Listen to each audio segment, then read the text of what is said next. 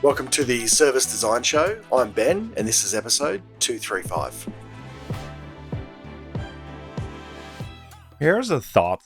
What if 80% of the world's biggest challenges, from the climate crisis to the things that frustrate us daily, were actually created at the design phase? And if design contributed to the problem, it means design also holds the power to fix it. But that requires a level of accountability we rarely talk about.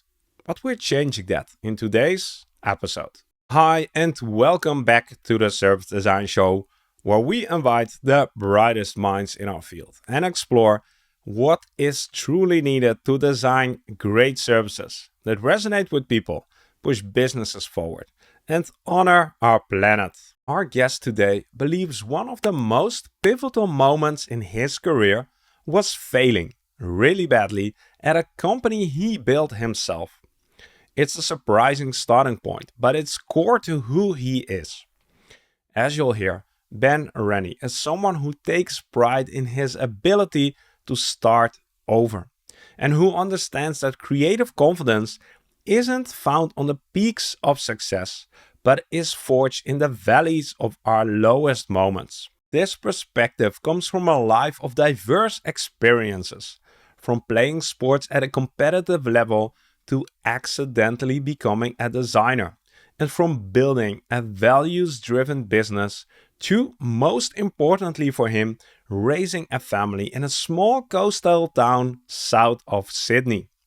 Ben brings a unique perspective on the mindset and discipline required to challenge the status quo, whether that's on the sports field or in a corporate boardroom. So in today's conversation, you are going to learn about how shifting focus to systemic design can amplify the impact of your work, why creative confidence is built from failure, not a talent you are born with, how to be accountable and push for change even inside a large corporation, why chasing curiosity is more valuable than trying to be an expert, and how to find the courage to walk away from a success you no longer want. For me, maybe the most compelling part of Ben's story is what happened after his big, scary decision to walk away from his company.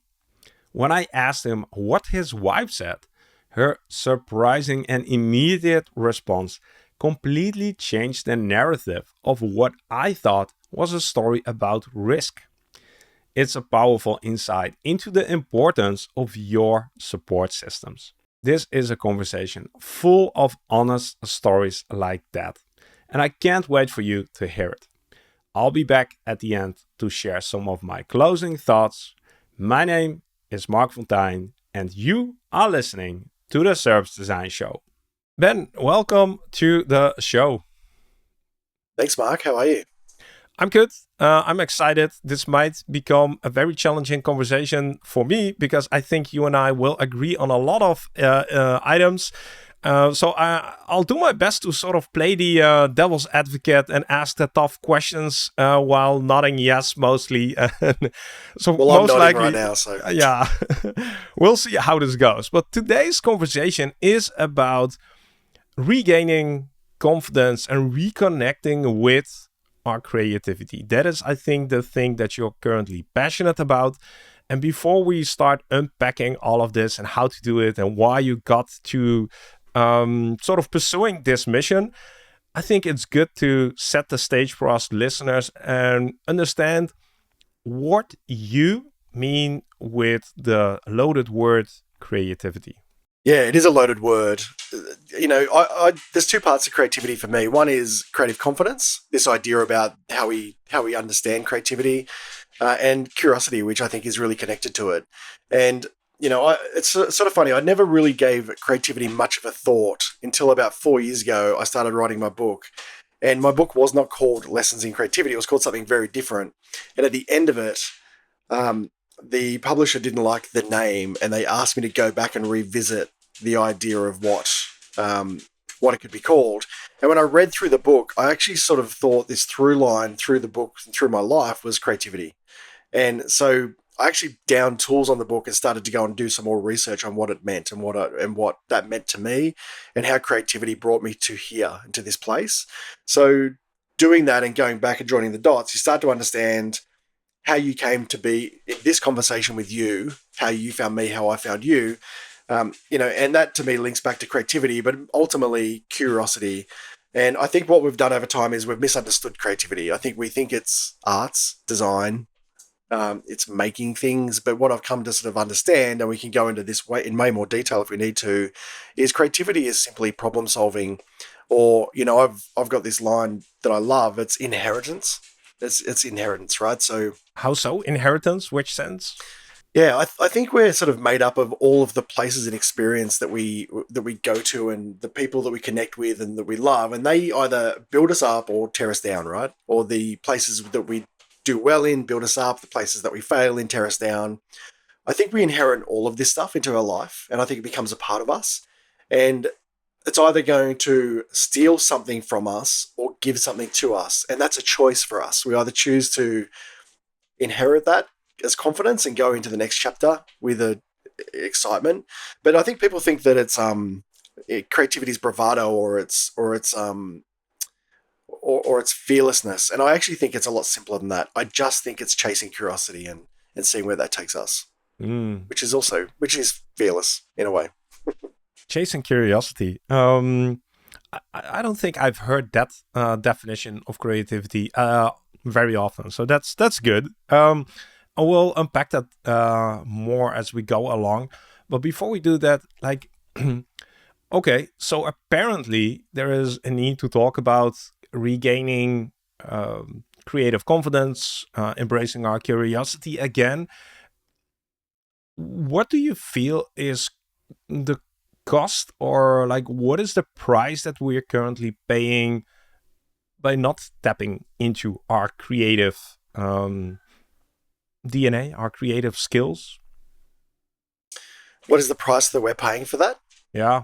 Well, I think the opportunities that exist that are in front of us. I think what happens when there's two options, right, that are presented to us. One is possibility, and one is fear. So this idea of, I can give you an example. Like when I went back and started to understand the rooms that I found myself in and how I found myself in them, there was a direct connection back to this idea of leaning into something or stepping back from it. And I get asked this a lot now around creativity. Excuse me. I got invited to the launch of the Dolce & Gabbana nightclub in Milan, right? Which I was 34 years old. I was working for Luxottica Eyewear at the time, and one of their brands was Dolce & Gabbana. So I find myself in Milan at a trade show. I get invited to the nightclub of the launch of this nightclub. And, you turn up and there's a red carpet, there's flashing lights. And I'm from a very small town in Western Sydney, and I'm terrified for my life. I'm scared. And I walk in and I'm wearing an $80 suit, a really cheap pair of shoes, and I'm at a Dolce & Gabbana event with famous soccer players and all kinds of people. And, imposter syndrome is saying to me, what are you doing here? You don't deserve to be here. These are famous people. Why are you here? And I think this is interesting because, I was terrified in that moment. Now, as a 50-year-old person, I don't fear those moments. I look forward to them. And I feel like that the reason we're in the rooms we're in is because of the choices we made prior to be invited or to find our way there. And, if I go back to that story, being from a small town in Sydney, Western Sydney, I never told my mates that I went to that event. I never told my mates that I sat in a conference with Karl Lagerfeld and listened to him talk. Because, I came from a small town in Western Sydney and we listened to rock music and drunk beer. We didn't talk about Karl Lagerfeld. So I just felt like I had these two lives, and one life was, and I was very proud of it, but one I was a little bit embarrassed about because it was different from my roots, and I felt like I needed to try and understand how that writing the book helped me understand how I found myself in these places. And there's two choices, and I've done both. One is we lean into the curiosity and we chase it. We see where it takes us. And that sometimes is simply walking into the meeting, turning up to the event, or we choose not to. And what we get from that is what we've always got. Wow. That sounds like an interesting position to be in as a 34-year-old person. So it's interesting that you mentioned that you had these two lives. Can you take us on the journey how you eventually were able to marry those two? Maybe there's an assumption there that you were, but let's assume that's the case. What happened? I think there was like I said, we were chatting offline, and I remember I was talking about some failures, some stories that just really hit me hard. And I had this business that I'd worked really hard to build, and there's a couple of things that happened in my life. One is I'd set up this company, which was an advisory business, so a design advisory, and a little bit like a McKinsey or an IDEO, but a very, very small version. And we found ourselves with this great plan to fight for the small business, to go in and to, take all the knowledge we'd built through building companies, my partner and I, and apply that to small companies. And really quickly, we found ourselves working for very big companies. So banks, the Australia Post company, government posting company. So I found myself in these really weird places that I never expected to be in. And, there was this really interesting moment for me where I was in Adelaide at the McLaren Vale Vineyard, and I was working for a bank. And I was in a boardroom with 8 bankers, executives from the bank, and I'm running, design thinking workshops. And I'm sort of wondering, how did I get here? Why was I the one in the room? If I wasn't there, where else would I be? And if it wasn't me, who else would it be giving this work? And I kept having this thing in my head that they didn't need my advice. These guys were going to be okay. The bank was going to be fine, whether I was there or not. So it was this really weird position of, if I'm going to give my energy, is this the right thing to give it to? And the reason there was triggering that day was I was in McLaren Vale, and I had all these, it's a beautiful vineyard. You can see the ocean. And I just wanted to be outside. I wanted to be in nature. I didn't want to be in the boardroom. And I know I sound like a spoiled child because I was in a very good job that I'd built. But that's the point. I'd built this company myself. I'd got to this point where I've got these great clients, and I designed this for myself, but I just hated it. I didn't want to be there. Like, I remember feeling this anxiety, and the anxiety of that meeting was so bad that I actually left to go to the bathroom, washed my face 3 times with water, because I remember hearing Jerry Seinfeld, the famous actor, when he was on set, if he ever got stuck, he'd wash his face 3 times with water and his mood would change. And my mood didn't change. I still didn't want to be there. So I actually, that night, I left that meeting, got on a plane back to Sydney, and I resigned from my own company that night. And this was a really pivotal moment because it changed sort of everything for me, but it also meant that, I'd worked hard on building this thing, but it wasn't the thing I wanted to build. So it needed a big dose of bravery to sort of change direction.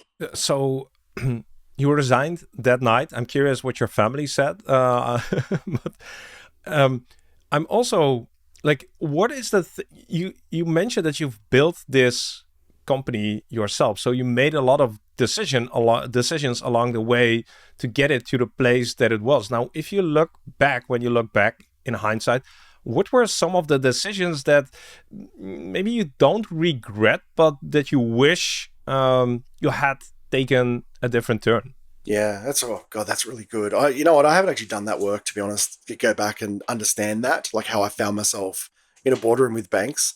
I always put it down to the idea that we called our business an innovation lab.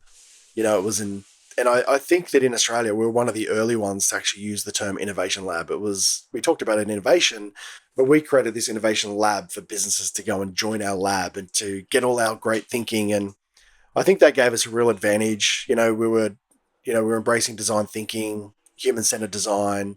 So I think there was a lot of words that were getting scale and growth, and there was a lot of people who needed to get access to that. And I think we were in a good timing at the right time, and all of a sudden our clients just grew as a result of good marketing. Mm-hmm. Whether we were solving problems, I'm not sure. So I'm really proud of the business I built, but it was never, the one we built was never the one we wanted to build. So and what is it that you wanted to build? Like, what were you missing? Yeah, we wanted to execute on. That's a really good question too. So we wanted to be more connected to this idea of, like, I didn't want to have clients. I wasn't interested in banks. I wasn't interested in Gulf Oil, or I wasn't interested in Caltex Fuel. And these were our clients, and we never questioned them. We never once said, maybe this is the wrong journey for us. And when we started that business, we were really clear. We wanted to, like, my background is lifestyle brands, it's nature, it's all these things. and I couldn't have got further away from it. So the idea was, how do we reconnect with the things that I love? Skateboarding, surfing, the mountains, the ocean. So when we resigned from that business, we said, let's take some time out. We took our life savings and we spent 3 months in Lake Tahoe in California. And so my wife, when your question was, what did your wife say? She was like, well, let's go to Lake Tahoe. It sounds amazing. Yeah. So there you go. Problem solved. And that 3 months became 4 years. We did that for 4 years, where we resigned from my company. We went to Lake Tahoe and we tried to rebuild the business based on the principles of the things that we loved, which was the mountains, the ocean, sport, lifestyle. And that's when we discovered B Corp, and we then decided to bring the B Corp values into our business. So I think the thing that was missing was the connection to something that I cared about, the connection to something that was really personal to me, that was connected to my upbringing and my youth, which was sport. And I'd sort of built this business that was everything but the things that I wanted or understood. And I found myself on this sort of snowball or this roller coaster of boardrooms and executives, and I actually didn't have the answers for them. Like, I really didn't. And the worst part about that is I actually don't think they cared anyway. You know what I mean? It was really sometimes just, we need to run the workshop. Let's get out the Post-it notes. Can you help? It's the theater. Right. It's the theater. Yeah. Yeah. We're nodding. I love this. Yeah. What are you doing differently this time that makes you confident that you won't eventually end up in the same boardrooms again? Because I'm sure that the first time you started the company, like, you didn't intend to be there as well, and you still had the heritage that you talk about. So what's different this time? A manifesto, values, a set of values that are tied to... But you had them as well, I'm assuming, in the first company. Not really. I don't think we built a very good company. I think we sort of, we flew by the seat of our pants with an idea that caught fire, you know. And I think when you have momentum without boundaries, or without a set of values that are aligned to who it is that you want to be, what sort of business do you want to face out as, then I think it's a dangerous trajectory, because, you know, it's a little bit like we're going somewhere, but we're not sure where we're going. It's sort of being dictated by the market or the demand. So one of the things that we understood when we started again, and this is me, when I say we, it's my wife and I saying, how do we survive, first of all? How do we then build something off the back of it? And I want to be really clear, none of this was easy. This was all hard. You know, financially In which was hard. sense hard? Like physically hard, mentally hard, financially hard? Financially hard. Yeah. Financially. Yeah, which is mentally, right? So if there's financial pressure on a relationship, then there's mental pressure, there's stress and anxiety. So I'm not sort of having this conversation from just go and leave your job and do something different. It's really easy. I think it's hard, but I think it should be hard, because what it forced us to do was to try and understand what values did we miss from the last time around, and what can we bring. And that was nature, climate, community, health. They were the things we wrote down. And so when we rebuilt the business, we built the business around they're the clients we want to work with.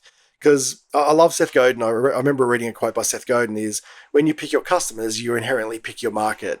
You know, or your customers pick your market for you. So where you play is based on who you choose to engage with. And I think about that all the time, because, you know, when Gulf Oil or Unigas or Elgas ring us and go, can you help us with this? And we just go, of course we can, whether we could or not. Then you're saying a lot to the market about what sort of business you are, what sort of business you want to be, and what problems you want to solve. So when you say no to that, you're also saying a lot. So the new version of this business, and there's a funny story in the middle of this, which I'll share with you. When we set up the new company, we did it based on what does B Corp mean to us. We discovered Design Declares later, which was really interesting as well. And for those who aren't familiar with B Corp, that is? So B Corp's it's a certification. It took us 2 years to become a B Corp. So that's basically talking about your climate and your environmental and your impact on humanity. So what sort of business you want to be? There's a set of values that they measure you on. So we have an impact assessment, which talks about our staff, where we employ them, how we pay them, what's our transparency like. It's an interesting model, you know. Yeah. So I think becoming a B Corp was a long journey and an important one, but we actually behaved like a B Corp the minute we decided we wanted to become one.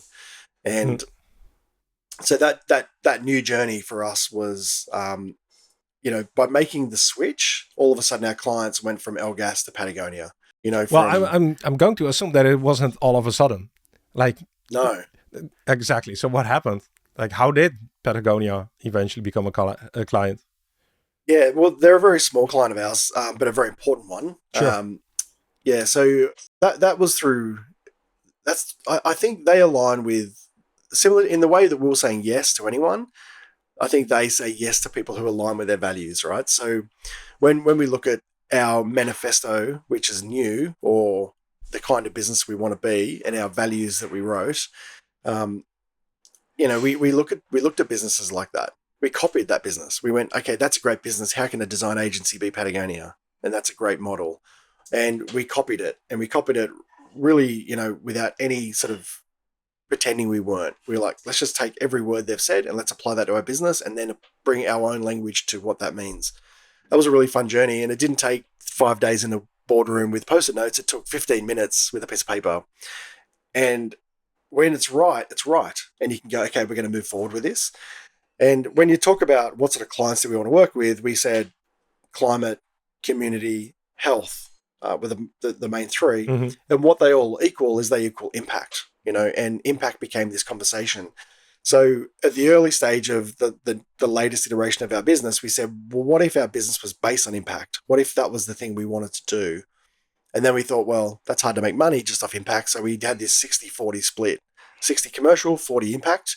But if you fast forward now 5 years later, we're about 65% impact. That's just what happens now. Our clients in that space, so Heart Foundation, Cancer Council, they come to us and find us for, to solve problems. And it's just off the back of that. When you say impact on what kind of impact So are you referring to? A little bit like systemic design. So because of, if we do this, then this changes here. So, we like to think that, we work with the Surfrider Foundation. They came to us and said their role is to clean the oceans and protect the coastlines of Australia and California and the world. So when they came to us and say, can you partner with us? We need digital solutions. We're like, okay, great. This is going to have an impact. We can elevate, design that. I think we undervalue, and I'm not saying you do, Mark. I think in general, society undervalues design and the importance of it and what it can do and how critical it is that the things that we make right now have an impact on the future somewhere. And I bring that back to language, design language, the things we say, the way we present them out. So when we get the chance to redesign Surfrider, what are the things we need to project through a screen that will engage people to understand that business at a different level? And that's the thing that we can bring that can elevate that organization's impact. It's super interesting to learn about your journey and see how that has evolved. I'm trying to connect this back to what you said about creativity and curiosity and fear and confidence. Which role does creativity play for you in the work that you do at this moment? Yeah, I think creativity is confidence, not talent, right? So if you think of it in a sense of how did I find myself in the rooms I was in, it wasn't just luck and it wasn't talent. It was the confidence to choose to take a leap, right? To move forward. So I use that I call that creative confidence. So I use that for me as a guide. Hopefully I can build that into my business and the culture of our business to sort of understand, creativity isn't just art or what we make. It goes deeper than that. It's the ability to sort of, and I said this I was saying this to you earlier, Mark. I was working with some kids today at a school that I do some work with, and I go in and run a design class there. And one of the kids said, I was going to do that, but it was really hard and it's really tricky. And so we didn't do it. And I sort of paused and I said, what if you did? What if hard is the signal to dive in? What if tricky is the call to action to find a little reason why you should? And he sort of paused, and poor kid's only 14. So he looked at me and like, what are you talking about? But it created a really good discussion for the next 10 minutes. We've got, 15 kids between the ages of 12 and 17 talking about hard being a catalyst to dive in, to go and get change. And when I sort of framed it as maybe that's where the opportunities are, because no one's there. No one's going in because it's hard. So there's less people there. And So I think for me, creativity gives me that. It gives me a little bit of confidence to think that I can go to LA and find clients. I can go to New York and find clients. Um, there's people there, but they're not us. So what if we were there too? What would we find? So that's how creativity plays a role in that. It's also writing a book without any guarantee of ever having that published. That's creativity. It's not doing it because there's a commercial upside. It's doing it because there's an emotional connection and a powerful, I suppose, impact on my life around what I'm going to learn about myself through the process. The way you describe this, I'm thinking all the time about what you said about your background in sports. Um, to which extent do you feel that plays a role here? Because when you're playing sports, you're always taking some sort of calculated risk and you're always trying to find new solutions. You need to improvise. Um, do you think sports has played a role in shaping your Completely. I creative think, confidence? Yeah. yeah, completely. I think sport is critical for everyone. I think it's critical for community and connection. So I don't think sport is like, I know we always talk about winning and losing, and of course I love to win things. Like, it's great. I don't win much anymore because I'm getting too old and the body doesn't move the way it used to. But I think, for me, I grew up playing cricket and I was a good junior cricketer. And if we talk about this is actually really interesting.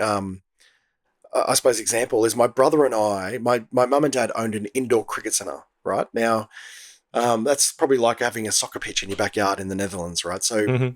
that would be a massive advantage to you, Mark, if you had that with a a net and your own goalie. So my brother and I had a batting machine that would feed balls to us all day, every day. And so whilst we were in the nets batting against balls at high velocities out of a machine, our peers were at home in the nets with their dads bowling to them for 15 minutes before dad's arm got tired. So, by the nature of our environment, my brother and I still hold every record in Western Sydney for cricket, not because we were talented, but because we had an environment that nurtured performance, high performance at a very early age. But something happened, like we both represented, our countries at certain things and junior cricket at an elite level. But there was a thing when you become an adult and all of a sudden there's maturity, there's mental strength, there's resilience, there's all these things that a bowling machine doesn't teach you, right? So I think, for me, I learn a lot about that, but I also think that we're not naturally born talented. There's a lot of ingredients, and it's like, where do I learn these skills from? And, when I was playing cricket at 21, I actually resigned from cricket really early because I just didn't like cricketers. A little bit boring. I hope no one's listening as a cricketer. Um, We'll see the comments. and Yeah. that's right. And I remember going and saying, right, if I'm not enjoying this, where can I go? And that's where I found snowboarding. And I found snowboarding brave and ambitious and the opposite of cricket. Cricket was confinement and teamwork and coaches shouting at you to do it their way. Snowboarding was the opposite. It was like, give it a crack, try. So I think a lot of my creative confidence came from that discovery of new sports and nature, and that was really important to me. When we look at most of our educational system, most of the companies out there, they don't resemble anything that looks remotely like snowboarding or feels like snowboarding. How are we going to bring more creativity into those environments again? Oh my God, that's a really good question. It comes down to their values and what they believe and what they want to do. I wrote this. One of my favorite businesses is a company called Bellroy. Do you know Bellroy wallets? Vaguely. It's a beautiful business. So I wrote an article about bottled water. The journey of a bottle of water, and I wrote this probably, God, it would have been 15 years ago. And it was basically about a brand called Fiji Water. And I remember walking into a shop in Sydney and picking up a bottle of Fiji water and wondering, why was it here? Why was it in Sydney? And and I said to the guy, do you sell this? He's like, I sell it all the time. Now it's $6.80 for a bottle. Back then it was like $2.50. So I got really interested in this and I wrote this article about the journey of a bottle of water and where it went. And I think I've got numbers on my wall just behind me that I've had forever. And if you look at what happens to Fiji water, it comes from an aquifer in Fiji. It gets bottled in plastic. It's a plastic production. And if you look at all of these steps, there's carbon, right, that gets extracted from every single step. So, I've got numbers on I'm going to read these to you because they're on Sure. Yeah. on my pinboard. So, extract, from the aquifer, there's 10 grams of carbon. You put it into a plastic bottle, there's 150 grams of carbon. You then package it in a diesel-powered plant. You cap it, you label it, you box it, there's 60 grams of carbon. You then ship it to Australia, that's 4,000 kilometres on a freight container on a diesel ship. That's 100 grams of carbon. This is per bottle, right? And then you truck it to Sydney retailers. It's, distributed by road. That's another 30 grams. It's in refrigeration. There's another 20. And then at the end of it, it's disposed of after you drink it, right? And when you dispose it, it's going into recycling or landfill. If it's landfill, it takes 400 years to disappear. If it's recycling, it's low impact. But again, just the process of that alone is 30 grams of carbon. So you've got this sort of total of 400 odd grams of carbon per bottle. So that's 400 times more than a glass of water out of your tap, right? So my glass of water out of tap is 1 gram of carbon. But the interesting thing about this is that is also one bottle of Fiji water is $6.80, whereas a glass of water out of my tap is 1 to 2 cents. So how does this happen? Like, how do businesses build products, and how are we convinced ourselves that we need these things? Sydney has very healthy water. It's easy to drink. If you compare that 400 grams of carbon, right, over 2 liters, you're going to have 400 liters of Sydney tap water, right, will give you the equivalent of carbon out of that, right? So 400 liters of Fiji water is $5,400 or $5,600. 400 liters of Sydney water is $1. So we're in this sort of challenge, but the carbon emissions from the Fiji water is 40,000 charges of a mobile phone. So my question is, somehow, somewhere, we started, and this is a problem with human-centered design, and I know we can talk about this all day. Someone somewhere thought this was a good idea for humans. Someone thought putting water in a plastic bottle is a good idea for all of us. And I get there's an aid requirement. So if people in need bottled water and fresh water in countries where they don't have it, I love the idea that it's available to them. But we don't need Fiji water in Sydney, but we buy it all the time, and it's convenience, or we're lazy, or whatever it might be. So the challenge is, if we're designing for humans, we're not designing for the systems and the places in which we live, and we're not considering the impact of the choices of the purchases we're making. So for me, the way to change these organizations is to change the way we design and the way and the accountability of design.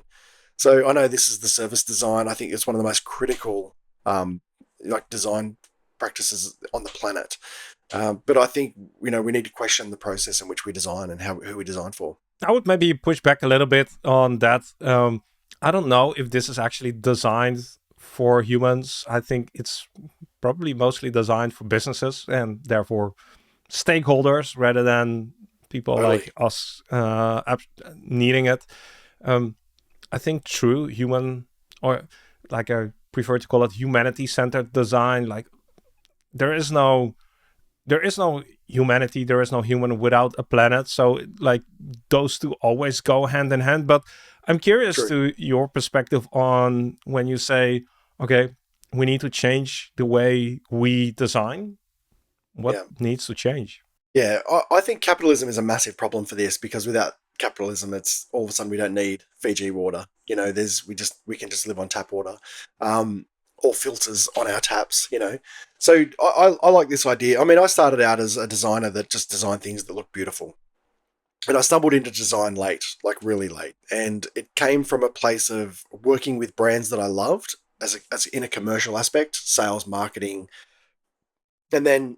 One night when the internet started to emerge, I was really fascinated by technology. So I started to learn how to build websites, and then I discovered user experience design, and then I discovered, how to make products and things. So I came into design really late, but the thing that sat through the middle for me was behavioral design, and trying to understand what are the things that were the ingredients to create the things that we needed, and for a long time, I never questioned any of it. In the same way, I never questioned my relationship with fossil fuel companies. There's this sort of trigger that goes off of me way too late where I go, oh my God, this is what I want to do, or this is what I don't want to do. But the idea of designing for humans versus designing for systems. So a lot of the work that we do now is systemic design foundations, is what we call it. I don't think there's an official name for that. It's just a title that we made up. The name that we gave that was orbital design. So if we're looking at systemic design foundations, there's this circle and we're moving at different places all the time and we're engaging with things at different rates and the world's changing so fast that the idea of design thinking being left to right, which is critically important, and enough people doing it, I just thought maybe if I just looked at something a little bit different to that, how would that look for me? And so we started playing around with a process called orbital design, and the idea was if we're designing for systems, not stuff, what does the process look like? And that was a big catalyst for me. So, give you a problem statement, for example, would be designers focus on creating isolated products instead of um, holistic solutions. That's a problem. So I'm not saying we don't need products, but if we build interconnected systems that transform how people interact with their environment, then that's a better outcome, right? It's almost the solution to the problem. So that's been our approach for a while. I would love to dig more into orbital design. The position that you're in is that you've decided to do work on your terms, or at least to find challenges that align with your values, right? A lot of us are not yet in those positions, or at least it doesn't feel like we have that agency, that we are working in a capitalist system that limits our control and ability to impact things.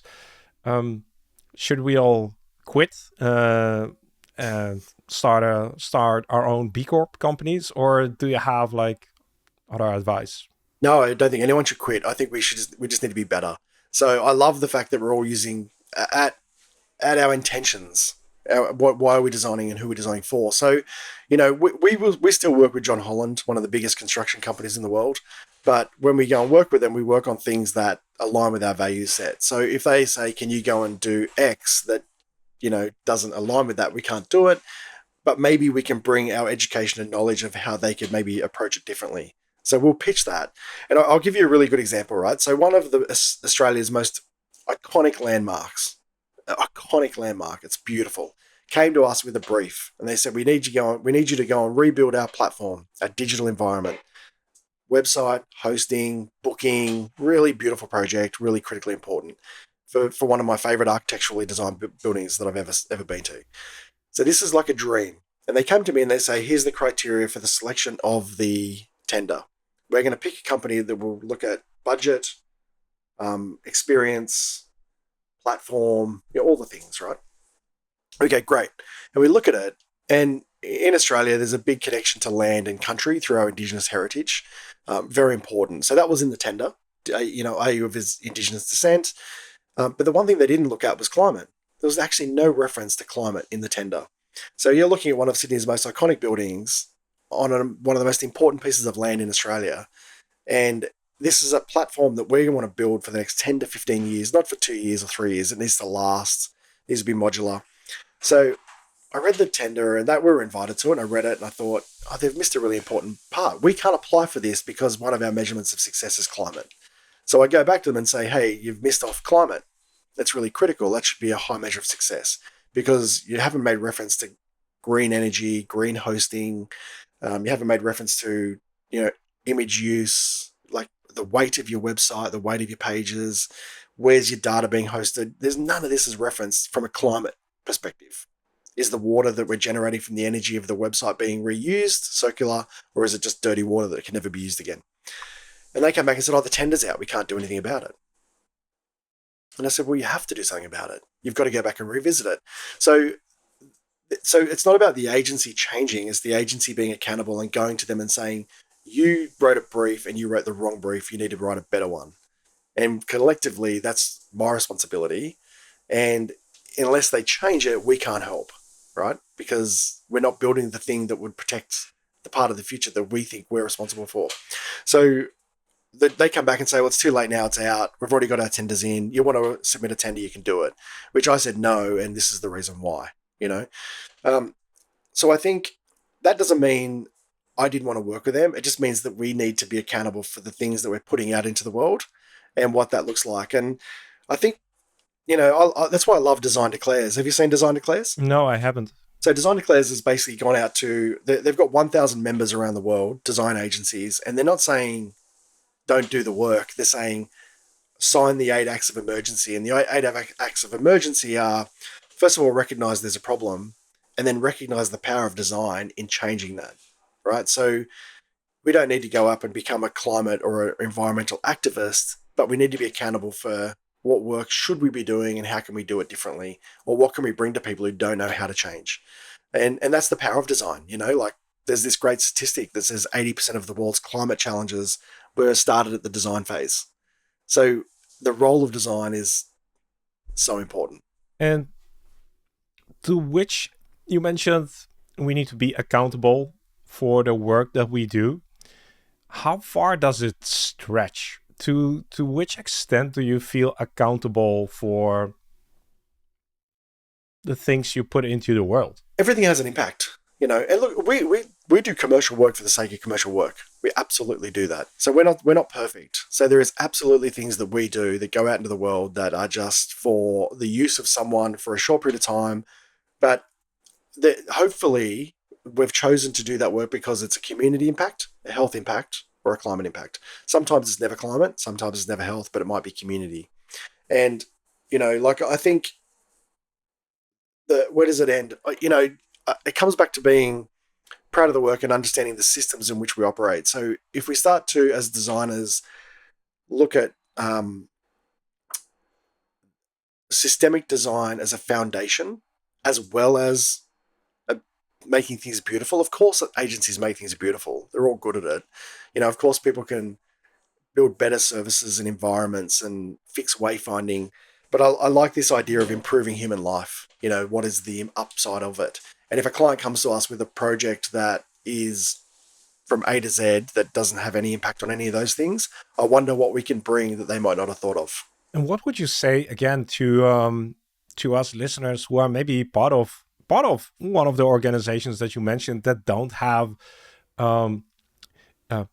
these or aren't explicitly acting upon these values like climate, health, or environment?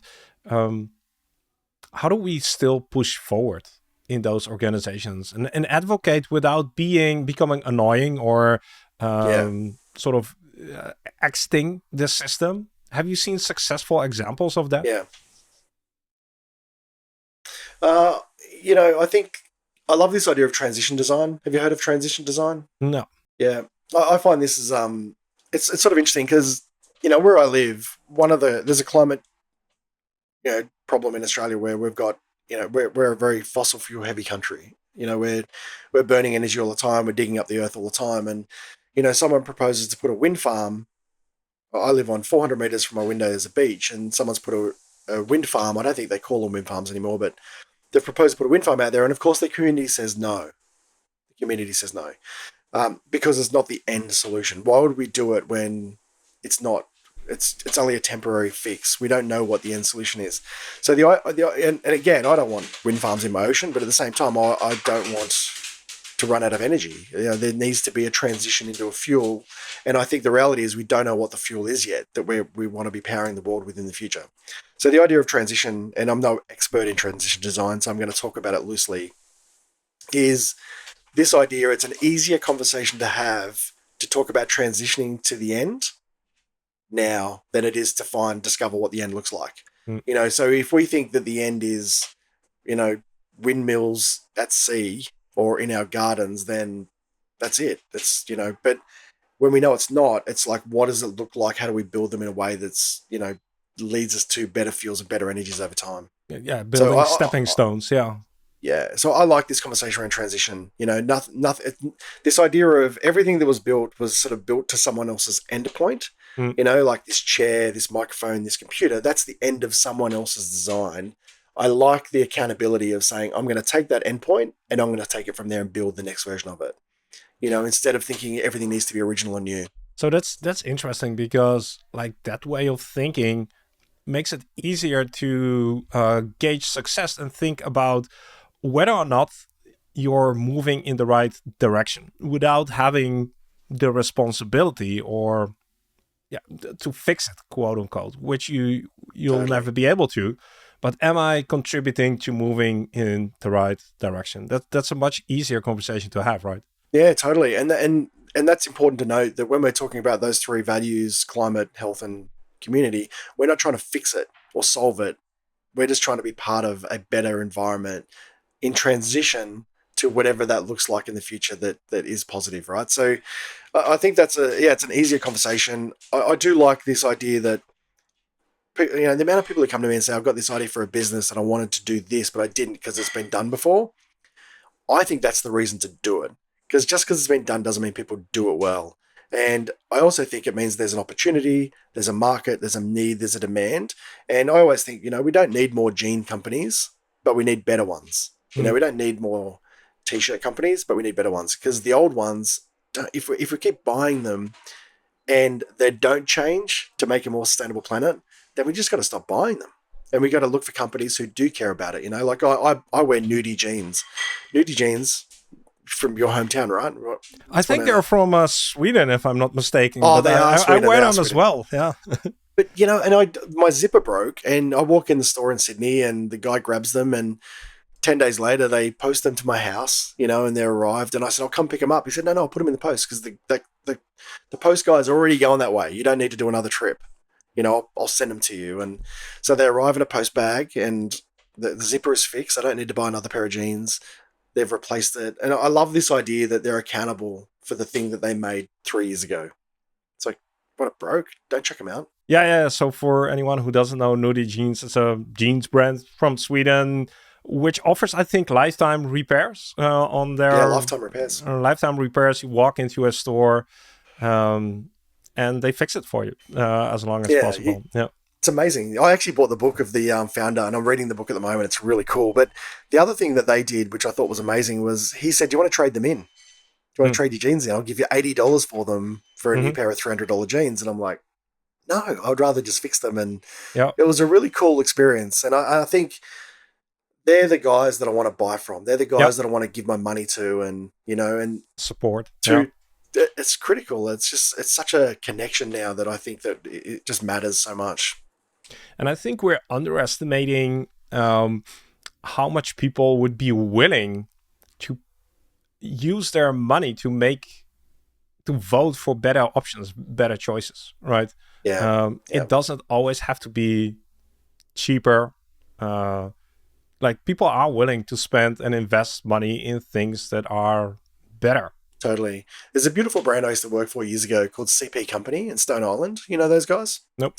CP Company is just stunning. And I remember when I started working for them, their jackets are all 1,500 euro a jacket, It's like, I'm never going to buy that. I was in my 30s. I'm never going to buy a jacket for that much money. And it's interesting, having followed that brand and written about that brand a lot, people buy the jacket and they never, ever let it go. They never chuck it out. They keep it in the family forever. They maintain it. They hand it down to someone.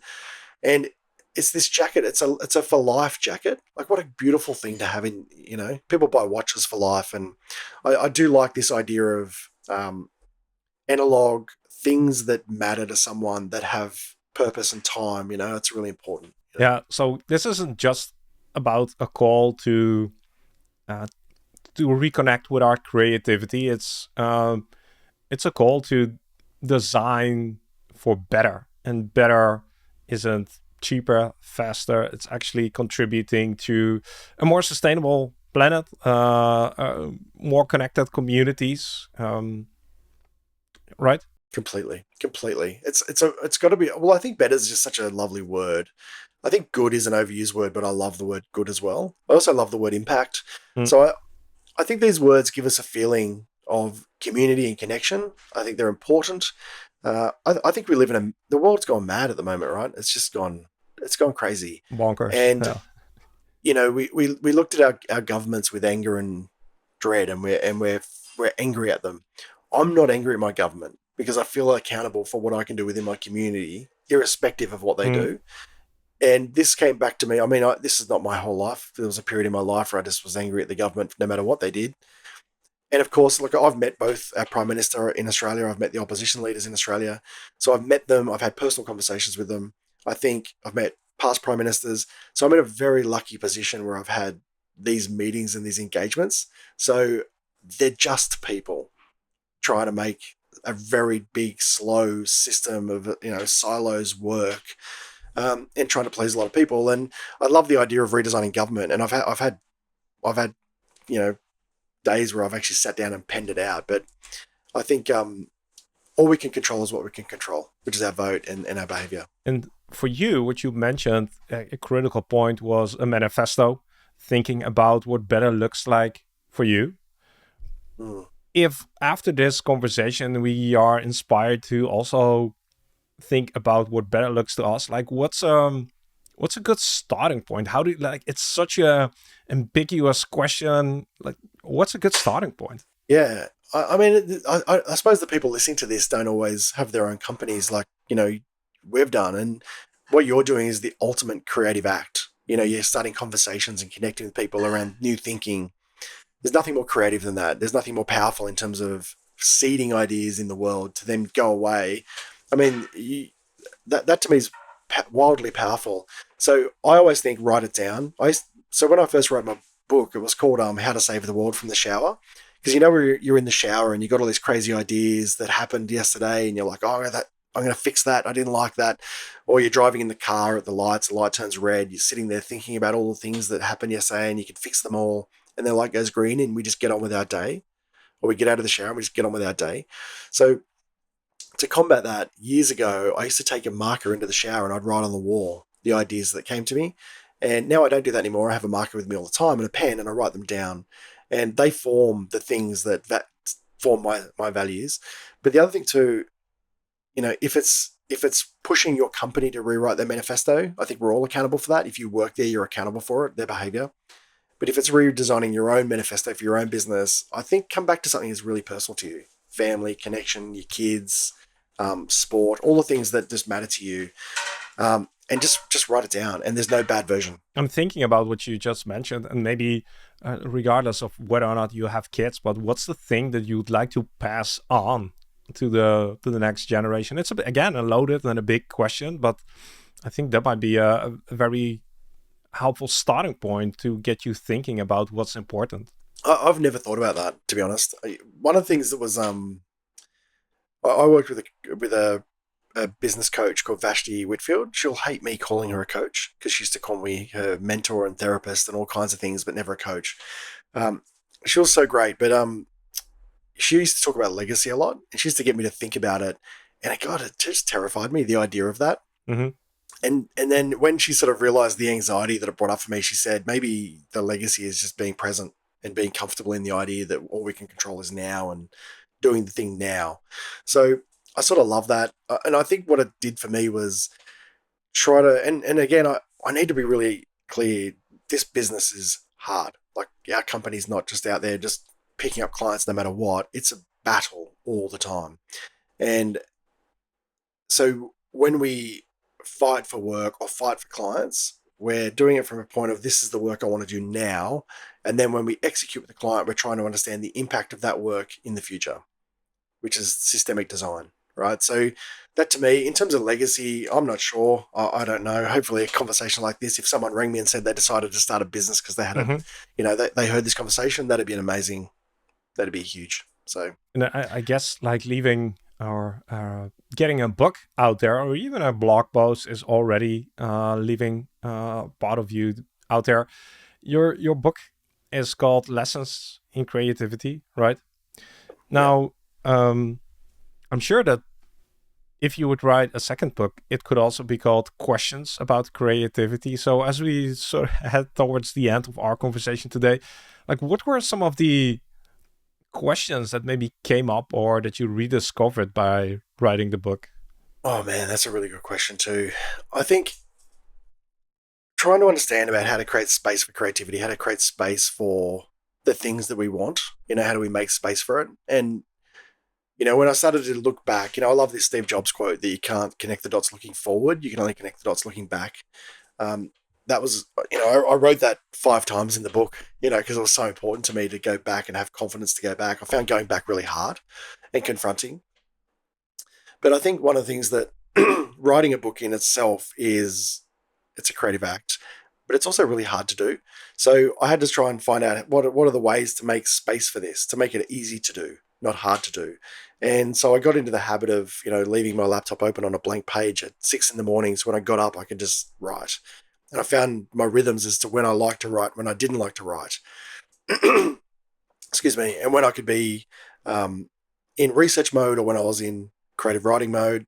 And, so I think, some insights that I pulled out of this journey about writing a book or going back through the creative process and trying to understand that was, being really confident in the idea of making play part of your process. Mm-hmm. Don't take things too serious. I mean, I've been speaking very seriously about this because I think it's a serious conversation. But I think it's okay to have fun. And also to redesign your inputs, like, do you know what I mean by that? So redesign your inputs. So what you read, who you follow, what you consume shapes what you create. For sure. Yeah. That's really important. So I think that was a big part of this too, was trying to redesign what was going into my mind. Mm-hmm.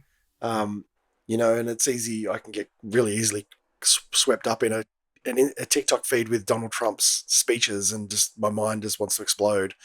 So how do I fix that? You redesign your feed, you redesign your inputs. Yeah, this is the example of what you eat is what you eventually become, and you have to be. You don't have to, but it's smart to curate what you consume, both in food, but also in terms of information. And the fact that you're listening right now to this podcast is already a sign that you're doing some good curation. Yeah, so good. Yeah, Ben. One final thing we would like to ask you is you've got so much experience and you're sharing a lot of questions that also come up.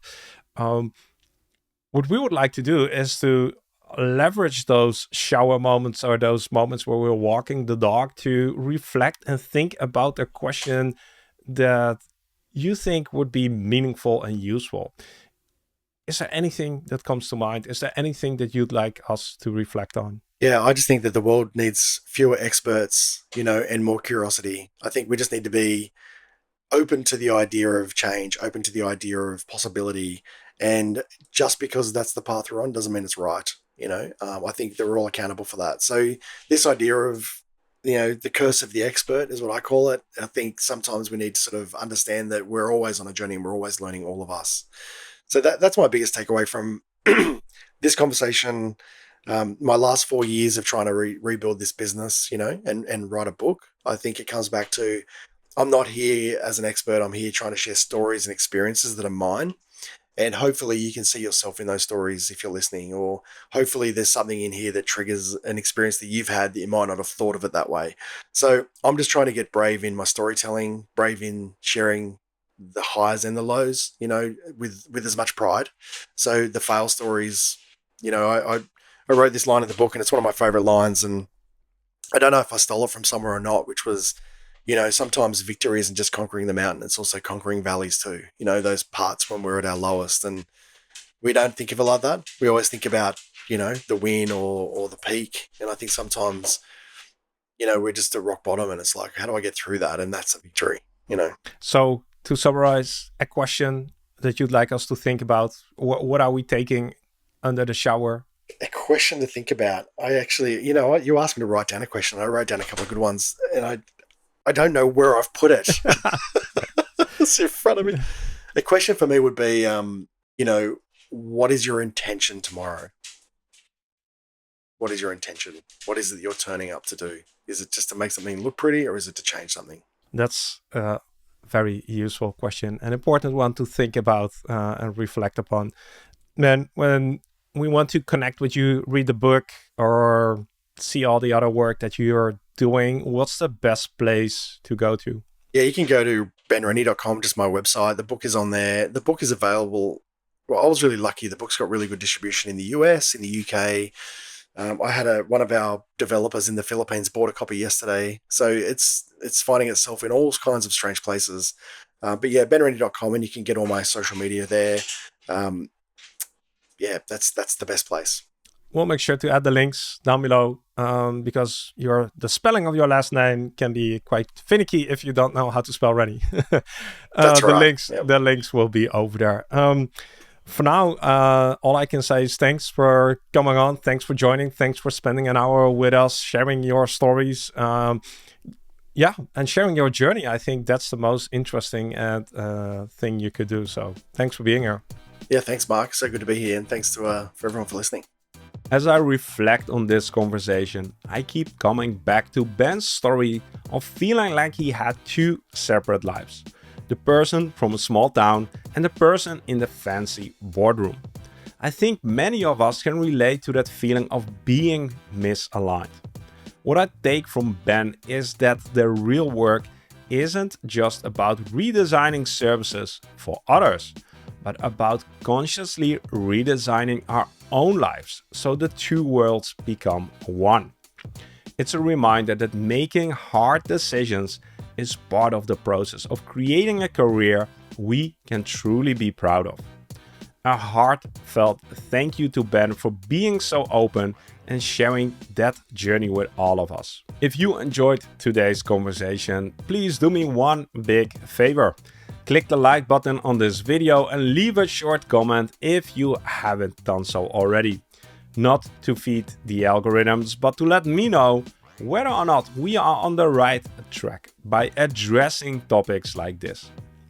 Finally, before we part ways, please take a moment to reflect and most of all, celebrate that by joining us today, you have directed your attention towards learning and growing as a professional. So, from everyone who you are going to impact through your work, thank you for taking the time and making the commitment. My name is Mark Fontijn, and I look forward to having you with us again for a new conversation on the Service Design Show. Take care and see you soon.